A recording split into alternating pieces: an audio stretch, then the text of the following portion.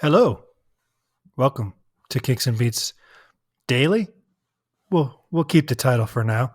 It's good to be back. Took a little hiatus from the podcast to move and to take care of the little guy. But we're back. Here we are. It's a new year. It's 2022, and we're gonna change the format just a little bit. So instead of just random songs all the time, what I'm gonna do is I'm gonna finish off the albums. And I'll still do every other day, but like right now today we're going to start with All Things Must Pass. So the next few Beatles related episodes are all going to be devoted to All Things Must Pass. We're going to bust through all of them. And I think that will help everybody enjoy the podcast a little bit more. I don't know. We'll find out. But regardless, we're back, and tell all your friends. Today we are talking about, and Happy New Year, by the way. It's 2022. Hopefully it's better than 2021. Fingers crossed. So today we're talking about I'd Have You Anytime, which is a song by George Harrison, released November 27th, 1970, as the opening track to All Things Must Pass, his epic triple album debut as a solo artist. And this song was co-written with Bob Dylan, and it's a very rare co-writing credit on a solo Harrison record.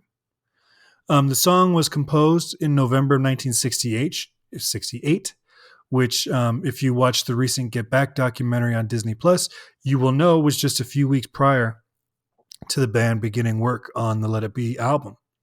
So, in fact, this song could have appeared on two Beatles albums before ultimately being released as a solo track. Although I don't know. I mean, it could have been on Let It Be or Abbey Road. That's what I'm saying. It was written prior to those albums being recorded. I don't know if it would have fit on either one of them, so it was probably a good idea to have saved it. There are other songs on this album, though, that I think would have worked on Beatles albums. And as far as rock albums are concerned, particularly at this point in music history, it is pretty crazy to open with a song like this. It's a quiet, sensitive ballad. And if you think about it, there isn't a Beatles album or a Kinks album to this point that opens with a ballad. The most unconventional album opener the Beatles really had was maybe No Reply or Two of Us, which are both acoustic folky tunes, but they're also upbeat and poppy. They're not ballads. Even if the subject of No Reply is kind of a love lost thing, it's not a ballad. And then the Kinks to this point had opened all of their albums with bangers. Everything is just... It opens with a big drum pop or a guitar riff or a telephone ring, but with the possible exception of Village Green, which is a little on the softer side. But like the Beatles examples I said, it's still a catchy pop tune. It's not a ballad. So for George to open with this track was incredibly unconventional and pretty bold for those days, and especially as your opening statement as a solo artist, for this to be it. That took some guts as far as album programming. I personally love opening live shows with a ballad, so it's very possible that this album is what inspires that. But I also am approaching it with 50 years of this album setting precedent for that. It is well known to most that this entire album is filled with musicians, a ton of them, including it's basically where the band Derek and the Dominoes met. They're the backing band for a lot of this album and a lot of the jam sessions on the third disc. And then, of course, there's Phil Spector's production, which is sometimes a little overreaching. I think it's perfect on this particular track, but there are some tracks that I wish he would have dialed it back a little bit. The guitar solo on this track, though, the two musicians that we know for sure, obviously George Harrison, but the other musician we know for sure is on this track is Eric Clapton, who plays the electric guitar throughout. And it's beautiful and appropriate for the song, but it also isn't anything Harrison couldn't have done himself, and possibly better. There's one critic I read when I was researching this said that it seems like Clapton is trying to do an impression of George on this. Well, if you're going to hire a guy to do an impression of you, why not just do it yourself? It's hard to say whether it was his insecurity over his own playing, or just he had a healthy enough ego that he didn't need to be the center of attention, even on his own records. But sometimes it bugs me how often George would bring in Clapton to do something that we all know George could do just as well. And he does it all the way, up through Cloud Nine. But, they were friends, whatever. As I've gotten older, I've actually waned in my appreciation for any of Clapton's non blues based guitar work. He's a top tier guitarist, regardless. You can't deny that. But if you take him out of his blues sweet spot, as George does here, it really levels him out among the other guitar greats at this time. It's like, sure, when he's just playing Crossroads, he's a guitar god. But when he's playing like this, he is, in my book, no better than George Harrison or Keith Richards or any of those guys that, were his contemporaries. But this isn't the Clapper podcast, so we'll move on from that. The extent of Dylan's contribution may just be the bridge, which is the "all I have is yours, all you see is mine." George wrote the first line, the first verse, and then Dylan was famously kind of in a writer's block at this time, and so George kind of persuaded him to come up with some more words. And in his own book, he says that Dylan came up with that bridge and then he finished it up. Well, outside of that bridge, there's not a lot going on. Outside of the bridge in that first verse. So it makes sense that George wrote the rest. On April 30th, 1970, just a couple of weeks after McCartney announced his departure from the Beatles, Dylan and Harrison recorded a demo of the track, I believe in New York. And serious recording of the album would begin a month later. Bob Dylan does not appear on this track. If anybody tells you otherwise, they are liars. Bob Dylan does not appear on this album outside of this writing credit and then a George cover that he did later in the album. So like I was saying, it's not entirely sure who the personnel is on this track or any All Things Must Pass track for that matter. It's up for debate because diligent notes were not taken. And we are left to rely on faded memories. This track is likely, and this is the lineup that I happen to fall more in line with, is likely George on acoustic, Eric Clapton on guitar or electrics, Klaus Voormann on bass, and Alan White on drums.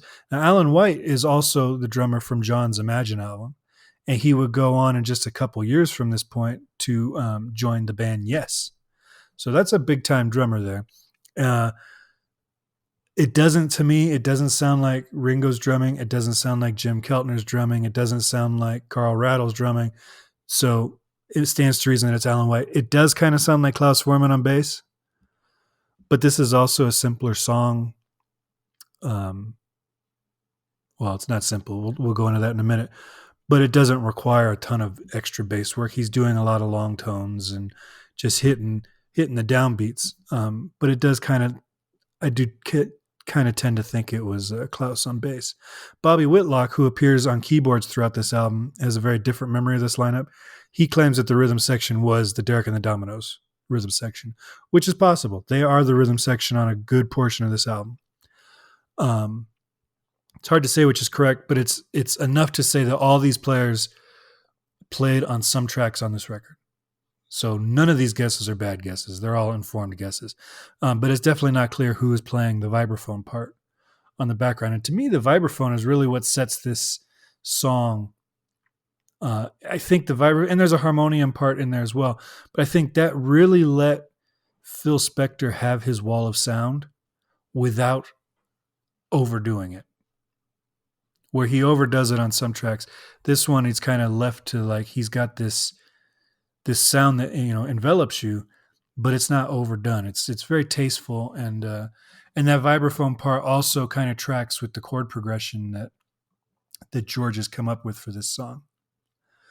And musically, the song hits a lot of the elements that contribute to his signature sound. There's unconventional rock chords and timing all over the place on this track. He kind of sticks the melody more to the beat than he usually does, but everything else that are his trademarks are here. The timing for this song is tricky.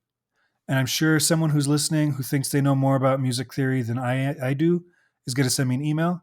Please do. I look forward to reading it.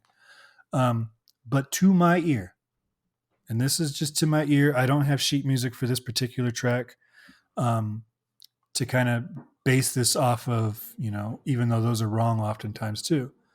But to my ear, in the verse, beginning with the introductory guitar solo, so from the very beginning, we have 2 bars of 4/4, 1 bar of 7/8, and we're going to subdivide that bar of 7/8 into 1/2, 1/2, 1/2, 1, and then 3 bars of 3/8 or 1 bar of 9/8. I don't care how you interpret that one. And then a bar of 2/4 before it repeats.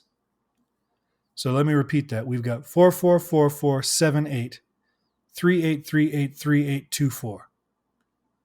That's how I hear this. That is not super tricky. If I saw that on a piece of sheet music, I would be able to play it. But it's also not 4 on the floor, guitar-based rock and roll. This is his Indian influence coming out. You hear it. There's almost not a song in his entire catalog that doesn't utilize some form of shift between simple meter, which is where you can divide the beat in 2. So like 4/4, because we're going 1 and 2 and 3 and 4 and. So that's simple time, or compound time, or complex time, which is where you're dividing it into 3. 1, 2, 3, 4, 5, 6. 1, 2, 3, 4, 5, 6. There's almost every song he does practically does this. And then even as I say this, I second guess myself, because the bar of 7/8 may actually be a bar of 2/4 and then a bar of 3/8. But based on the phrasing of the guitar solo, I'm going to stick with my 7/8 claim, because the last 3 beats of that 7/8 feel like pickups into the next bar. Yeah, I'm going to stick with 7/8. So harmonically, the song is all over the place too. You know what? I'm just realizing that I didn't tune the guitar beforehand, so here's hoping. We start off with a G major chord, or a G major 7th chord rather, which isn't totally common in rock music, but it's not uncommon, but it's rarely at the opening chord. And the difference between the G major 7 and a G7 is you've got this F sharp here. That's what makes it sound jazzy and ethereal and all that kind of stuff. A regular G7 chord would be an F natural. But with this G major 7, we've got that F sharp. And then he just slides up 3 frets to a B flat major 7. So he's keeping that same chord structure. He's just going up to a new bass note. All right. And then already by the second chord there, we have left the opening tonality. He opens this song in the key of G, and it's a strong key of G. None of these chords, all those chords or all those notes are in the key of G. But then he slides up a minor 3rd above G. So by going to that B flat chord, there is no B flat in the key of G. There just isn't. If there's a B flat, it would be G minor. So by the second bar, he is completely eliminating the original tonic. And then he goes to a C minor 7, which sounds a bit more normal for rock and roll. I mean, it is a minor chord, but it's just a normal 7th chord, because we're lowering that 7th again. And this functions. It's technically the 2 chord. If we've established the key in B flat major, this is technically the 2 chord for the key of B flat. But harmonically, it's very close to the key of G major.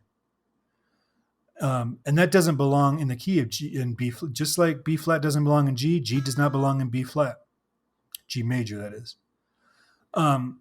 So even though it is technically a 2 chord in the key of B flat major, he's actually more using it as chromatic movement, because 3 of the notes in the C minor 7th chord can resolve down a half step, and then 1 note resolves up a half step, and you've got a G major chord.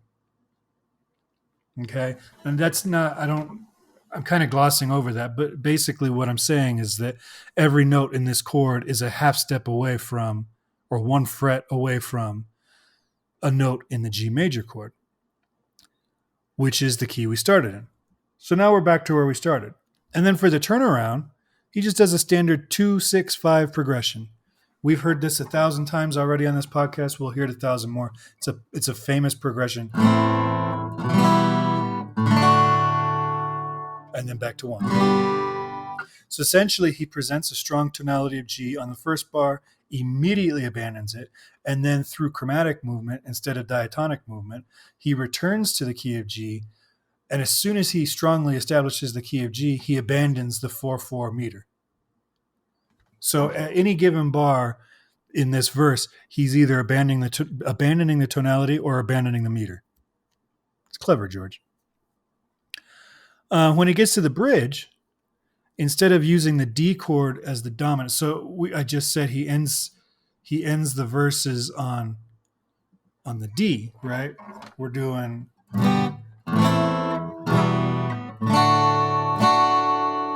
now. If we're in the key of G, this D is the 5 chord. So we're doing let me roll it to you.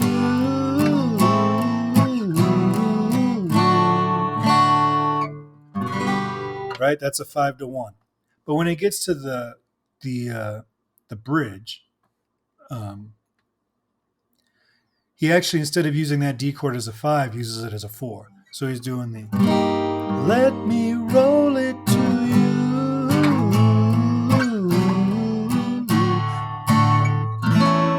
and ends and resolves it on an A chord. This is called a plagal cadence. It's your amen cadence. Amen. Right? It's a 4-1. And then once he's there, he's just doing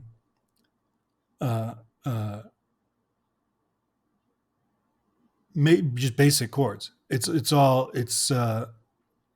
got the 4-1, and then he's doing a 1-5-4. So A to E to D. All I have is yours. Then he switches to C major.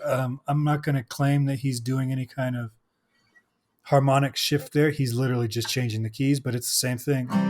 All you see is mine. So that's a 1 to 5 to 4. But here, after that F chord, that 4 chord, he hits that A. And that's like the hook of the song for me. It's just a gorgeous A. But he's not really doing it to get back to the chord that he started this verse on, or this bridge. He's doing it to shift again.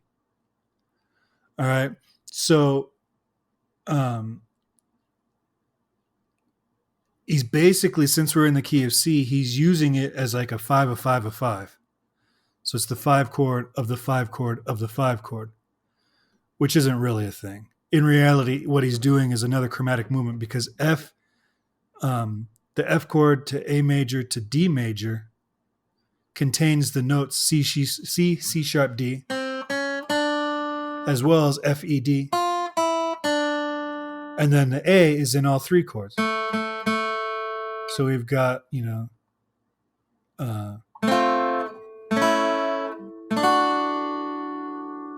so it's just like chromatic movement. You've got one descending line, one ascending line, and then one constant. And then from there, he's just doing he's holding on that D chord.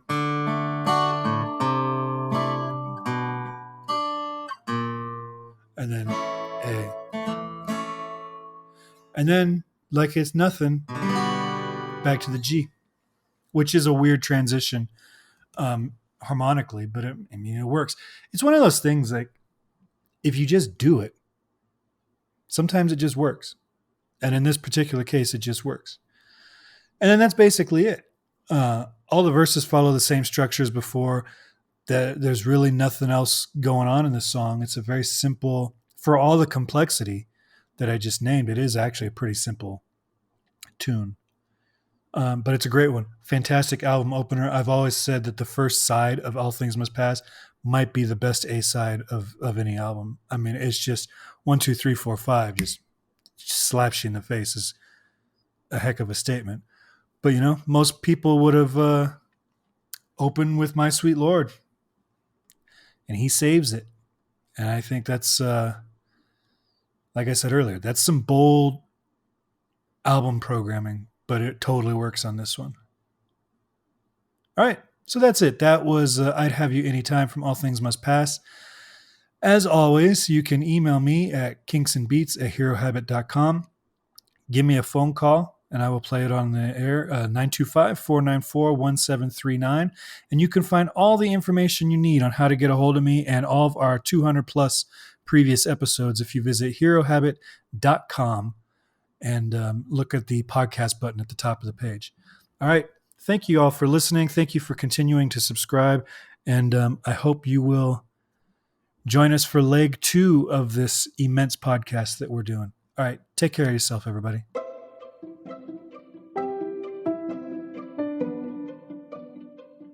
This podcast is presented by the Hero Habit Podcast Network.